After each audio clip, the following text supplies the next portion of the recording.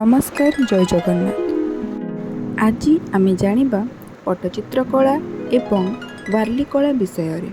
चलतु प्रथमे जानिबा पट्टचित्र कला विषय। पट्टचित्र शब्दटी आसीछि संस्कृत भाषारू जार अर्थ हेउछि पोशाकरे चित्र। एहा ओडिशा रे हजारे वर्ष पूर्वरू मुख्यतः पुरी अंचल रे प्रचलित हेइ आसुछि। एहा बंगला रे मध्य अभ्यास करा जाय थाए, मात्र ओडिशा रे एहा सबुठारु अति पुरातन कला अटे। एही पट्टचित्र कलार मुख्य रंग गुड़िक हेउछि हलदिया, कला, धला, सबुज और नाली। एहाकु प्राकृतिक उपाय प्रस्तुत करा जाय थाए। एही कला पोशाक, पत्र, कांथ इत्यादि रे करा जाय थाए। एही कला माध्यम रे श्री जगन्नाथ, कृष्णलीला, रामायण, महाभारत को दर्शा जाय थाए। श्री जगन्नाथ हेउचंती एही कलार मुख्य आकर्षण। चलंतु जानिबा वार्ली कला विषय।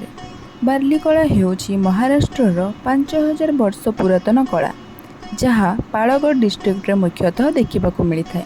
एही पारंपरिक कला गाँर माटीघर मानकरे करा जाए, जेउ कला प्रस्तुति रे चाउल गुंडर लेप को व्यवहार करा जाय थाए बाउंसर काठी माध्यम रे। एही कला माध्यम रे आदिवासी जीवन शैली, परंपरा, शिकार, कृषि प्रणाली, पर्वपर्वाणी, नृत्य इत्यादि को दर्शा जाय थाए। त्रिकोणाकार माध्यम रे मनीष और पशु, गोलाकार माध्यम रे सूर्य, चंद्र इत्यादि को दर्शा जाय थाए। प्रकृति ही एही कलार मुख्य आकर्षण अटे। केते सुंदर और मनोरम आम भारतर एही कला। एही चित्र माध्यम रे मु आपनको उभय पट्टचित्र कला और वार्ली कलार प्रदर्शन करिअछि।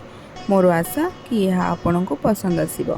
पारंपरिक कला प्रस्तुति रे प्राकृतिक रंगर व्यवहार करा जाय थाए, मात्र एथिरे मो एक्रिलिक रंग और व्हाइट पेन रो व्यवहार करिछि। एही चित्रर मध्य भाग रे मो श्री जगन्नाथଙ୍କ मुखमंडल को तैयारी करिछि। ऊपर और तळ भाग रे वार्ली कलार किछि झलक दर्शाइछि, जेउथिरे किछि मनीष, पशु और गछर चित्र रहिछि।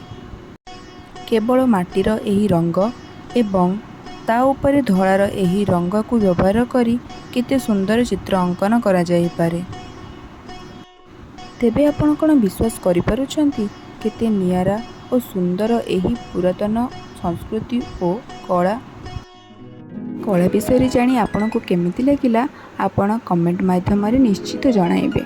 आउ केउ कणा विषय जदि जानिबाकू चाहुछंती तेबे कमेंट बॉक्स रे मते कमेंट करी कहि परिबे।